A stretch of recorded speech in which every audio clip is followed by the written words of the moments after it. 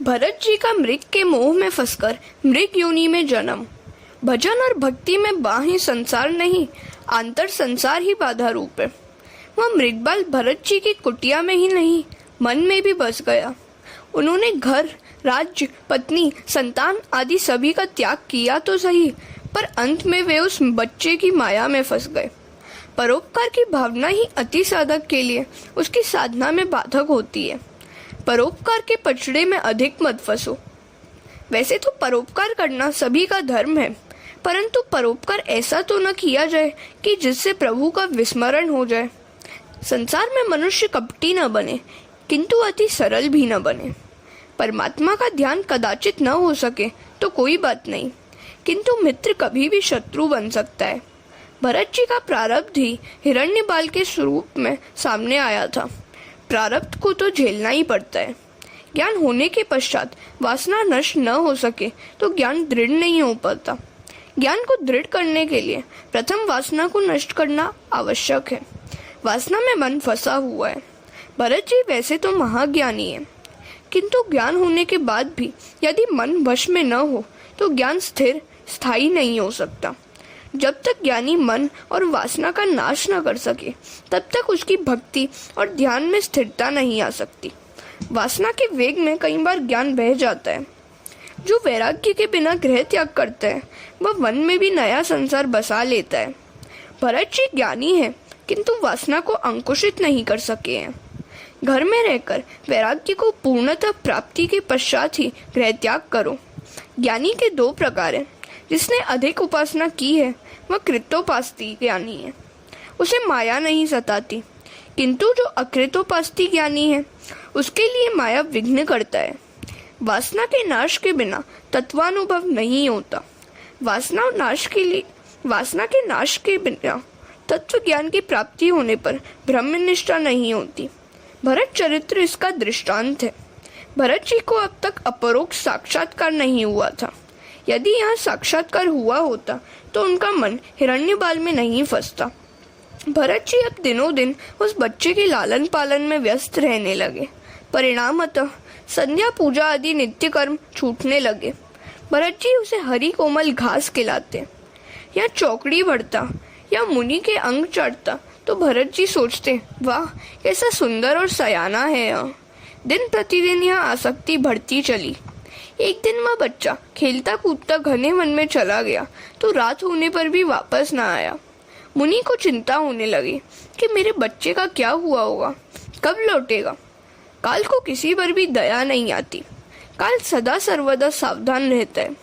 न ही प्रतीक्षते मृत्यु कृतम अस्य न वा कृतम। मृत्यु कभी यह नहीं सोचती कि इसने अपना कार्य समाप्त किया भी है या नहीं, अतः हर क्षण सावधान रहो। मृत्यु के लिए हमेशा तैयार रहो। जीवन इस प्रकार जीना चाहिए कि तुम सावधान रहो और मृत्यु आए। कहीं ऐसा न हो कि तुम्हारी तैयारी न हुई हो और मृत्यु तुम्हें उठा ले जाए। भरत जी को पकड़ने के लिए काल आया। भरत जी को मृगबाल का स्मरण हो गया। उन्होंने श्रीहरि का नहीं अपितु मृगबाल का चिंतन करते हुए देह त्याग किया। इस मृगबाल के लालन पालन करने से भरत जी को आत्मस्वरूप का विस्मरण हो गया। मृत्यु के समय मृगपाल का ही चिंतन करते रहने के कारण उन्हें अगले जन्म में मृग का ही शरीर मिला। मनुष्य अगले जन्म की अर्थात पुनर्जन्म की तैयारी अपने इसी जन्म में करता है। इस जन्म में बीज मिलते हैं, फल नहीं। पूर्व जन्म में किया हुआ तप निष्फल नहीं होता। पूर्व जन्म में किया हुआ भजन व्यर्थ नहीं होता। भरत जी को मृग शरीर वाले जन्म में भी पूर्व जन्म का ज्ञान था। पशु पक्षी का अनादर कभी मत करो। हो सकता है किसी कारणवशात कोई साधु महात्मा पशु पक्षी बनकर आए हों तो, अहिल्या जैसी कोई महासती पत्थर बनकर आई हो तो, नृग राजा गिरगिट होकर आए थे और नल कुबेर वृक्ष होकर आए थे।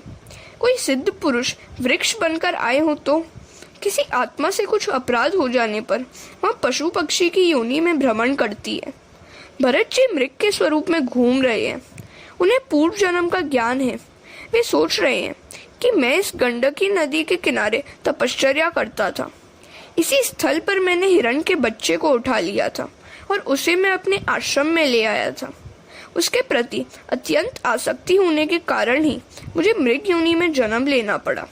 मैं कभी महाज्ञानी था, योगी था, किंतु आज चौपाया पशु बना हुआ हूँ। अब मुझे नया प्रारब्ध नहीं कमाना है, जो मैं साथ लाया हूँ उसे ही सहना या भोगना है। यह मृगबाल भरत जी नदी में स्नान करता है, वृक्षों के सूखे पत्ते खाता है, वह घास नहीं खाता है क्योंकि उस पर जंतु होते हैं। हिंसा होने पर नया प्रारब्ध जुड़ जाएगा। इस मृग देह में भी वे एकादशी का व्रत करते थे। प्राचीन काल में भारत में पशु भी एकादशी व्रत करते थे। आजकल तो कई लोग एकादशी व्रत नहीं करते। हरे कृष्णा।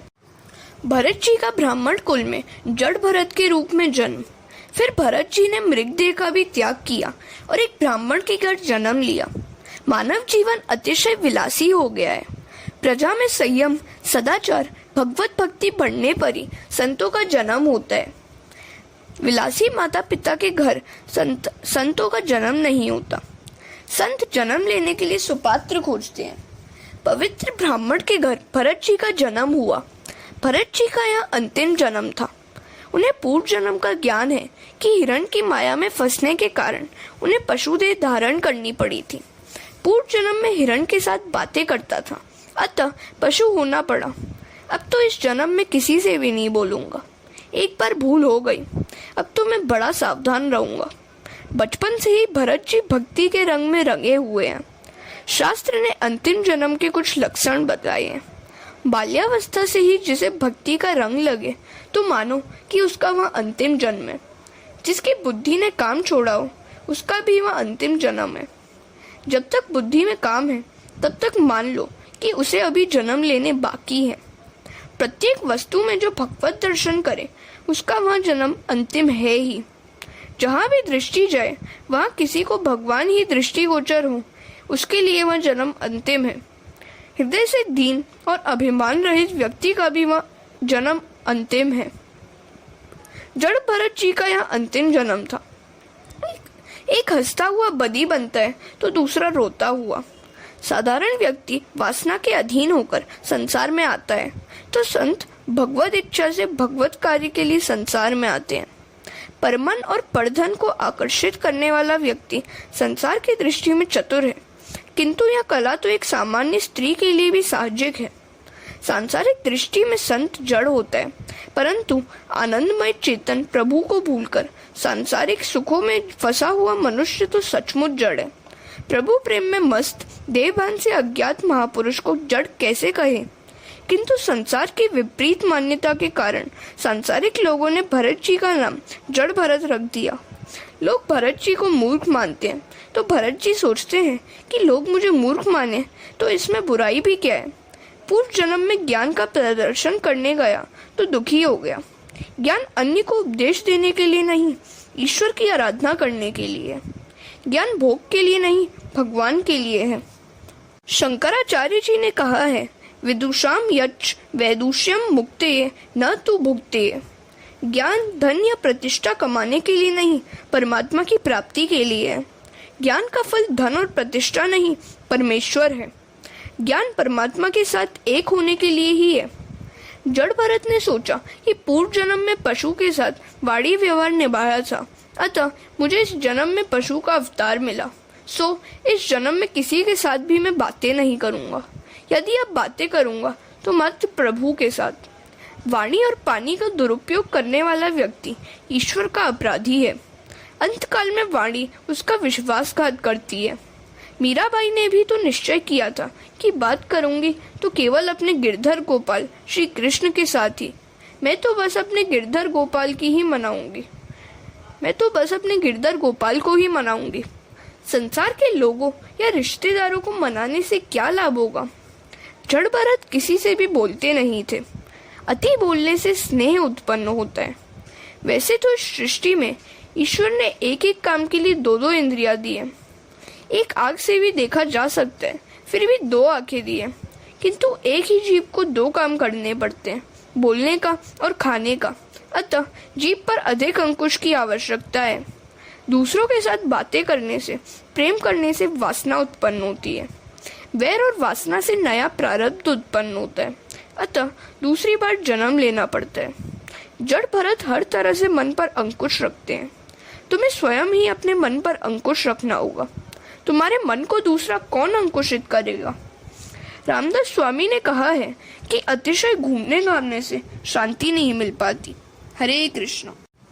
जड़ भरत के पिता उसे पढ़ाने लगे और सोचने लगे कि लिख पढ़कर मेरा पुत्र पंडित होगा, किंतु इसकी पंडिताई निराली ही थी। इसकी पंडिताई सच्ची थी। सच्ची पंडिताई कौन सी है? परमन परधन हरन को वेश्या बड़ी प्रवीण, तुलसी सोई चतुरता रामचरण लवलीन। भरत जी यूं जानते तो सब कुछ है, फिर भी मंत्रोच्चार अच्छे ढंग से नहीं करते। वे अपना ज्ञान प्रसिद्ध नहीं करना चाहते। जड़ भरत जी भगवान के स्मरण में ही लीन रहते थे। ज्ञान और भक्ति के परिपक्व होने पर ही जीव संसार वृक्ष से उसी तरह अलग हो सकते हैं, जिस प्रकार परिपक्व होने पर फल अपने आप वृक्ष से अलग होकर गिर पड़ता है। माता पिता ने शरीर का त्याग किया तो जड़ भरत जी पागल की भांति घूमने लगे। पागल से लगते तो थे, किंतु वे एक क्षण मात्र के लिए भी श्री कृष्ण को भूलते नहीं थे। जड़ भरत जी ने बताया है कि भोजन किस प्रकार किया जाए। स्वाद की अपेक्षा के बिना केवल शरीर के पोषण के हेतु ही भोजन करना चाहिए। जड़ भरत के भाई उन्हें पीसे हुए तिल, धान्य का कूड़ा, सड़े हुए उड़द आदि खाने के लिए देते थे, तो उन वस्तुओं को भी वे अमृत तुल्य मानकर खा लेते थे। किस प्रकार चला जाए, यहाँ भी जड़ भरत जी ने बताया है। किसी भी जीव की हिंसा न हो पाए, ऐसा सोचकर वे रास्ता देखकर चलते थे। धरती पर दृष्टि रखते हुए चलना चाहिए। हरदम सोचो कि कहीं मुझसे किसी जीव की हिंसा न हो जाए। भरत जी औरों के काम भी करते थे। भाइयों ने उन्हें खेत के चारों और मेड़ मिट्टी की छोटी सी दीवार बनाने को कहा। भरत जी ने सोचा कि मैं आज यह काम करूंगा तो कल मुझे दूसरा काम सौंपेंगे, अतः उन्होंने मेड़ बांधने की जगह गड्ढा बना दिया। एक दिन भाई ने खेत की देखभाल करने को कहा तो भरत जी ने गायों को खेत में चढ़ने के लिए छोड़ दिया। भरत जी गायों को रोकते नहीं थे। वे कहते थे, खाने वाला राम, खिलाने वाला राम, तो रोकने का क्या काम। जगत के समक्ष मानो वे नाटक कर रहे हैं कि वे पागल हैं। ज्ञानी पुरुषों के ध्यान में लोक संग्रह बाधा रूप है। सांसारिक व्यवहार की कहीं माया न लग जाए, इस हेतु से वे परमात्मा नारायण की आराधना करते हुए एक दिन खेत में बैठे हुए थे। एक भील राजा निसंतान थे।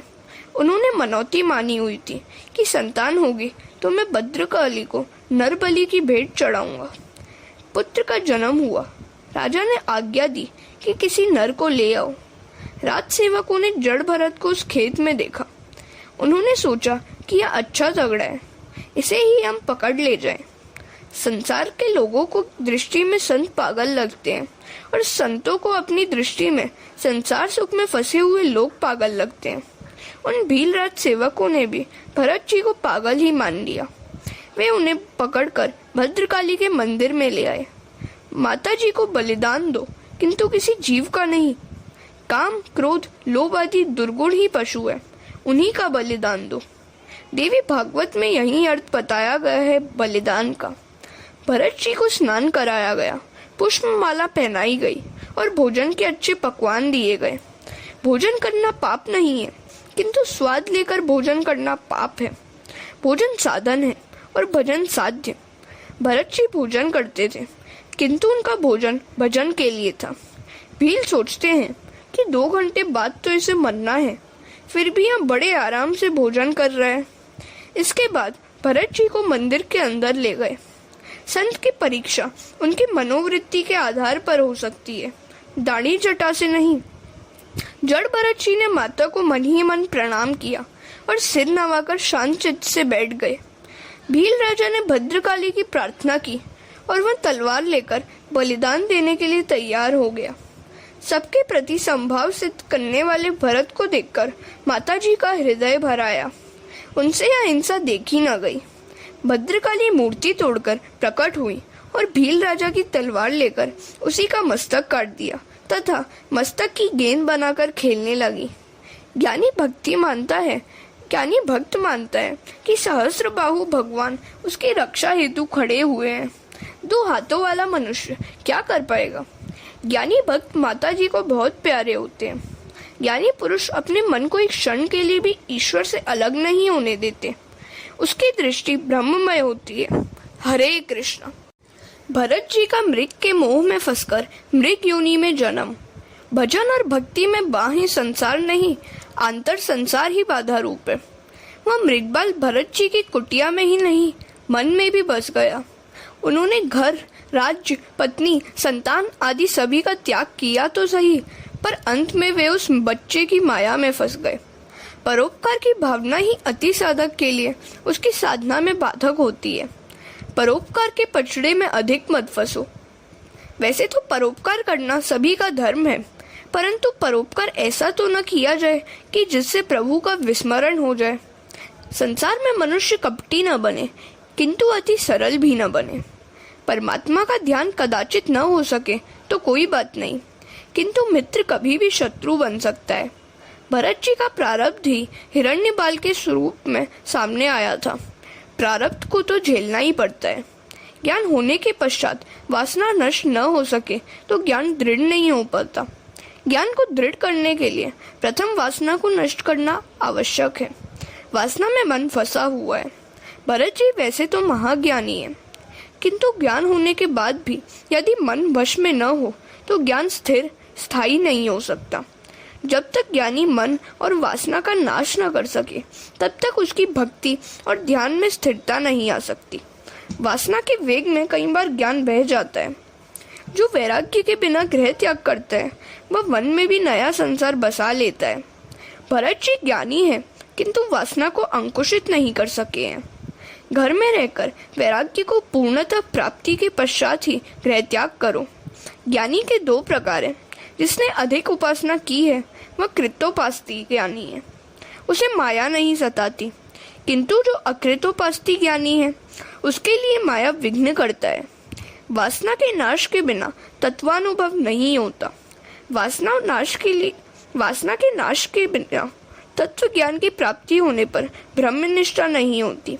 भरत चरित्र इसका दृष्टांत है। भरत जी को अब तक अपरोक्ष साक्षात्कार नहीं हुआ था। यदि यहाँ साक्षात्कार हुआ होता तो उनका मन हिरण्यबाल में नहीं फंसता। भरत जी अब दिनों दिन उस बच्चे के लालन पालन में व्यस्त रहने लगे। परिणामतः संध्या पूजा आदि नित्य कर्म छूटने लगे।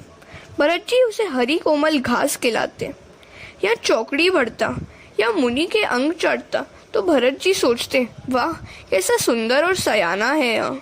दिन प्रतिदिन यह आसक्ति बढ़ती चली। एक दिन वह बच्चा खेलता कूदता घने वन में चला गया तो रात होने पर भी वापस न आया। मुनि को चिंता होने लगी कि मेरे बच्चे का क्या हुआ होगा, कब लौटेगा। काल को किसी पर भी दया नहीं आती। काल सदा सर्वदा सावधान रहता है। न ही प्रतीक्षते मृत्यु कृतम अस्य न वा कृतम। मृत्यु कभी यह नहीं सोचती कि इसने अपना कार्य समाप्त किया भी है या नहीं। अतः हर क्षण सावधान रहो। मृत्यु के लिए हमेशा तैयार रहो। जीवन इस प्रकार जीना चाहिए कि तुम सावधान रहो और मृत्यु आए। कहीं ऐसा ना हो कि तुम्हारी तैयारी ना हुई हो और मृत्यु तुम्हें उठा ले जाए। भरत जी को पकड़ने के लिए काल आया। भरत जी को मृगबाल का स्मरण हो गया। उन्होंने श्रीहरि का नहीं अपितु मृगबाल का चिंतन करते हुए देह त्याग किया। इस मृगबाल के लालन पालन करने से भरत जी को आत्मस्वरूप का विस्मरण हो गया। मृत्यु के समय मृगपाल का ही चिंतन करते रहने के कारण उन्हें अगले जन्म में मृग का ही शरीर मिला। मनुष्य अगले जन्म की अर्थात पुनर्जन्म की तैयारी अपने इसी जन्म में करता है। इस जन्म में बीज मिलते हैं, फल नहीं। पूर्व जन्म में किया हुआ तप निष्फल नहीं होता। पूर्व जन्म में किया हुआ भजन व्यर्थ नहीं होता। भरत जी को मृग शरीर वाले जन्म में भी पूर्व जन्म का ज्ञान था। पशु पक्षी का अनादर कभी मत करो। हो सकता है किसी कारणवशात कोई साधु महात्मा पशु पक्षी बनकर आए हों तो, अहिल्या जैसी कोई महासती पत्थर बनकर आई हो तो, नृग राजा गिरगिट होकर आए थे और नल कुबेर वृक्ष होकर आए थे। कोई सिद्ध पुरुष वृक्ष बनकर आए हो तो, किसी आत्मा से कुछ अपराध हो जाने पर वह पशु पक्षी की योनि में भ्रमण करती है। भरत जी मृग के स्वरूप में घूम रहे हैं। उन्हें पूर्व जन्म का ज्ञान है। वे सोच रहे हैं कि मैं इस गंडकी नदी के किनारे तपश्चर्या करता था। इसी स्थल पर मैंने हिरण के बच्चे को उठा लिया था और उसे मैं अपने आश्रम में ले आया था। उसके प्रति अत्यंत आसक्ति होने के कारण ही मुझे मृग योनि में जन्म लेना पड़ा।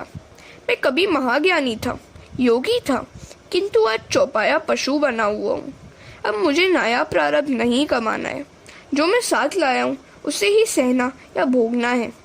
यह मृगबाल भरत जी नदी में स्नान करता है, वृक्षों के सूखे पत्ते खाता है, वह घास नहीं खाता है क्योंकि उस पर जंतु होते हैं।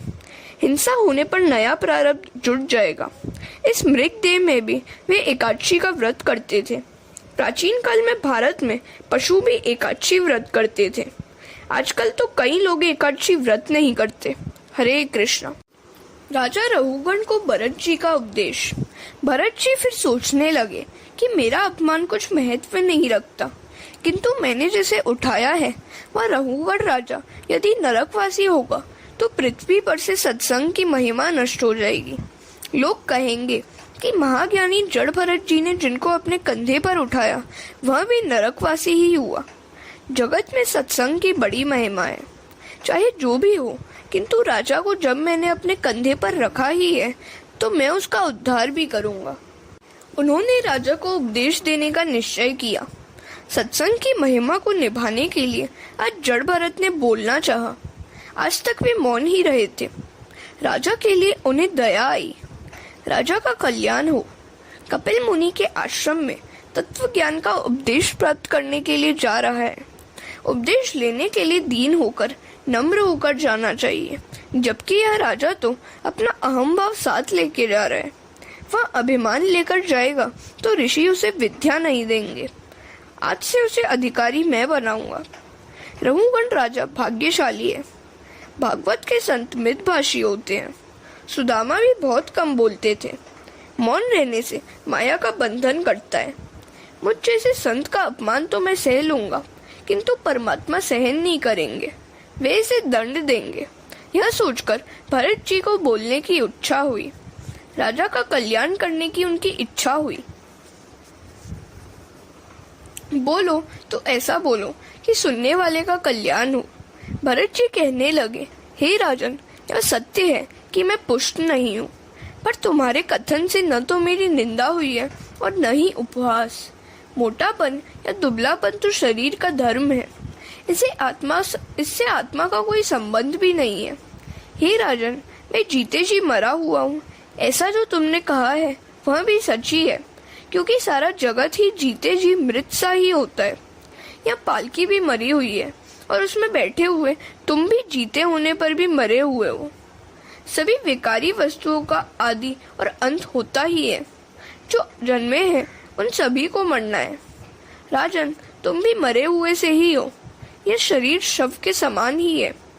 आत्मा और शरीर के धर्म भिन्न है। आत्मा निर्लेप है। आत्मा मन का दृष्टा है, साक्षी है। ज्ञानी पुरुष ईश्वर के सिवा अन्य किसी वस्तु या व्यक्ति को सत्य नहीं मानते। सभी जीवों में परमात्मा विद्यमान है। फिर इनमें कौन राजा है और कौन सेवक? व्यावहारिक दृष्टि से ये भेद है, अन्यथा तात्विक दृष्टि से तो मैं और तुम एक ही हैं। राजन, केवल ईश्वर ही सत्य है। तुमने जो मुझसे यह कहा कि तुम मुझे मारोगे, तो बताओ कि शरीर को मारने से मेरी चाल तो नहीं बदल जाएगी। शरीर पिटाई होने पर भी मैं सुखी या दुखी नहीं होता। ये सब तो शरीर के धर्म ही है। शरीर को शक्ति देता है मन, और मन को शक्ति देती है बुद्धि। बुद्धि को चेतना देने वाली है आत्मा, अर्थात मैं। शरीर के धर्म मुझे प्रभावित नहीं कर सकते। राजन, मैं इस प्रकार इसलिए चल रहा हूँ कि चींटी आदि मेरे पांव तले आकर कहीं कुचल न जाए, चलते हुए मुझसे कहीं पाप न हो जाए। ऐसा सोचकर ही मैं छलांग मारता हूँ। मेरे श्री कृष्ण सभी जगह विराजमान है। इन चींटियों में भी परमात्मा है।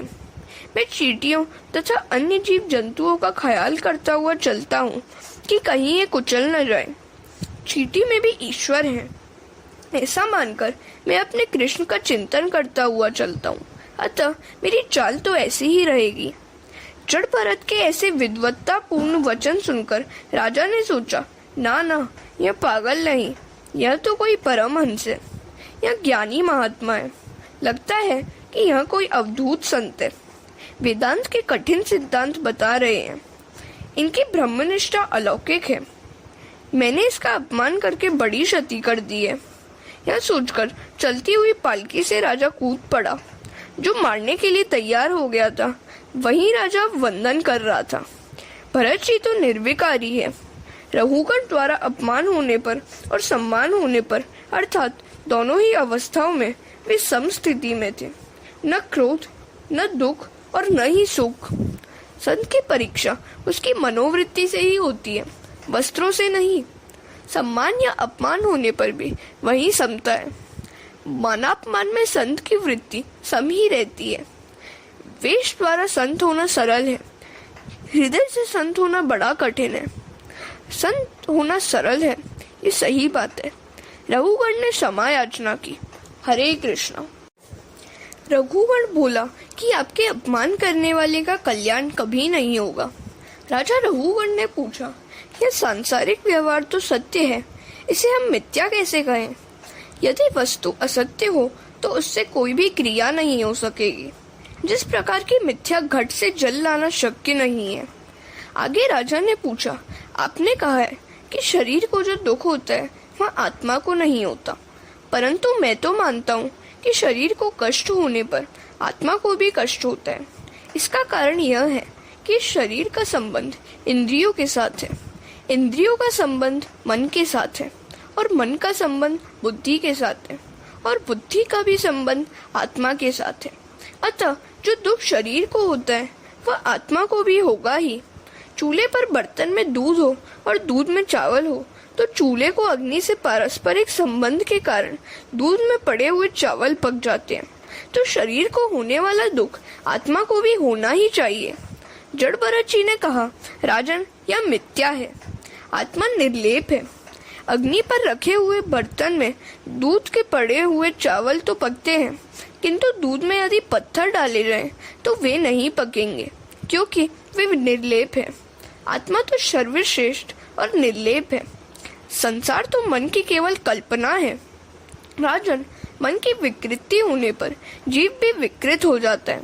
अतः जो मन यदि सुधर जाए तो आत्मा को मुक्ति मिलेगी। एक बार मेरा मन मृगमाल में फंस गया तो मुझे भी मृग योनि में जन्म लेना पड़ा। अतः अब मैं सावधान हो गया हूँ। राजन, यह उपदेश व्यावहारिक मन का है।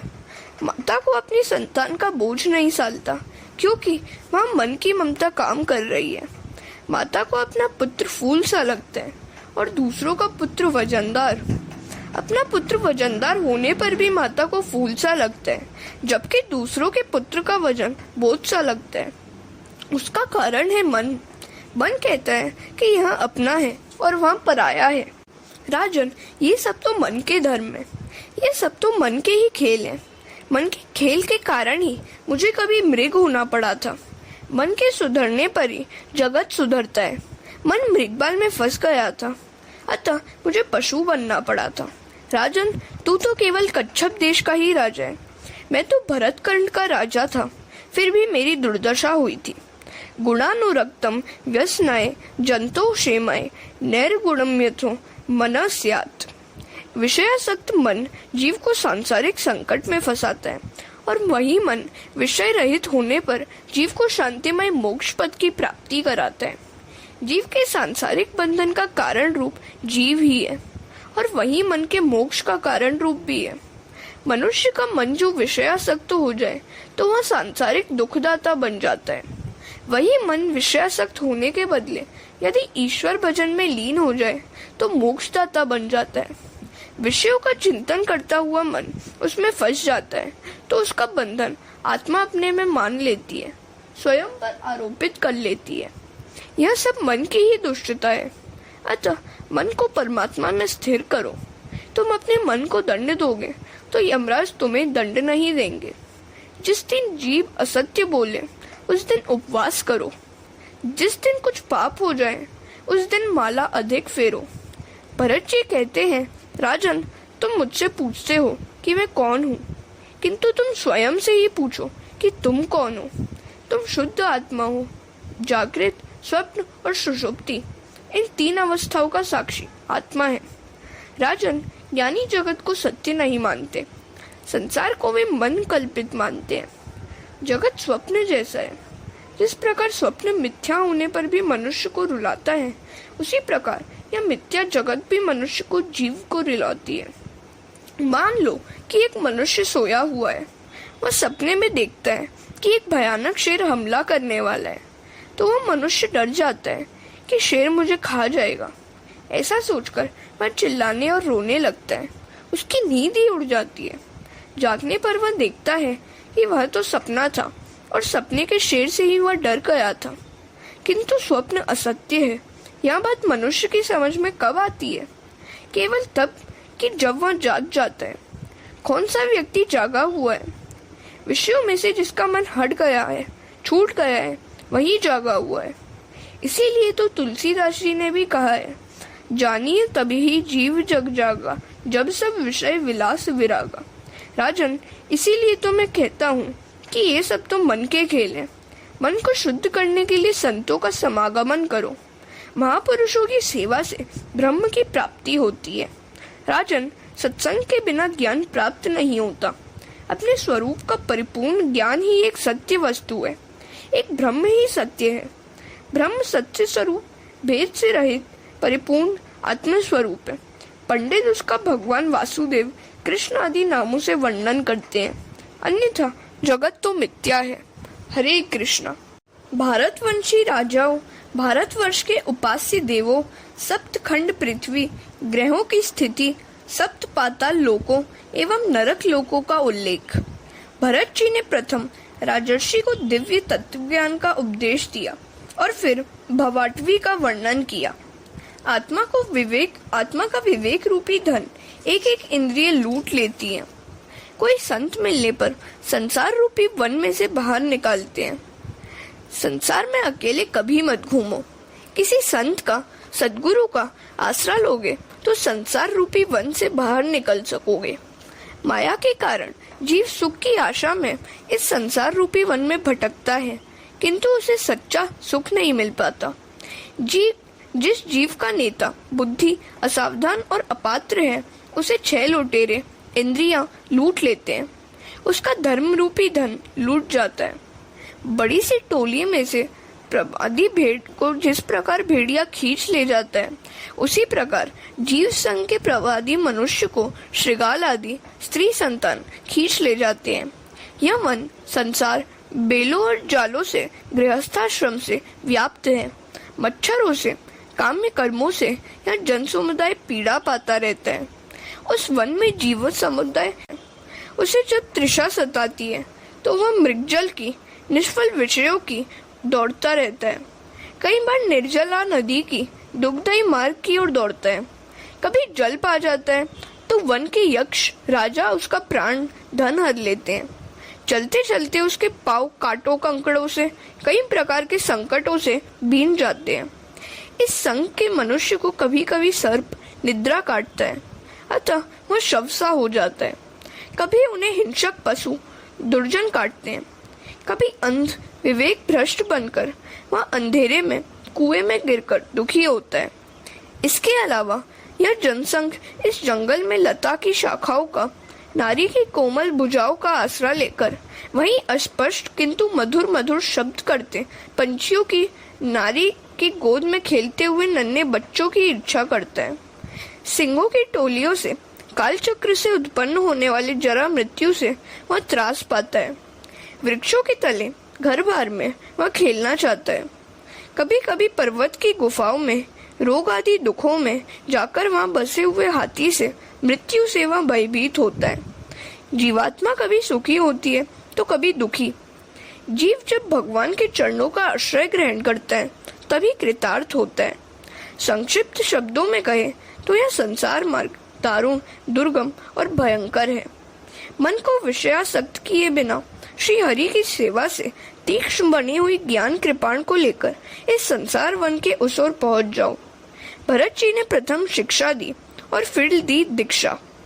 भागवत आश्रय का आश्रय लेने वाला कृतार्थ हो जाता है।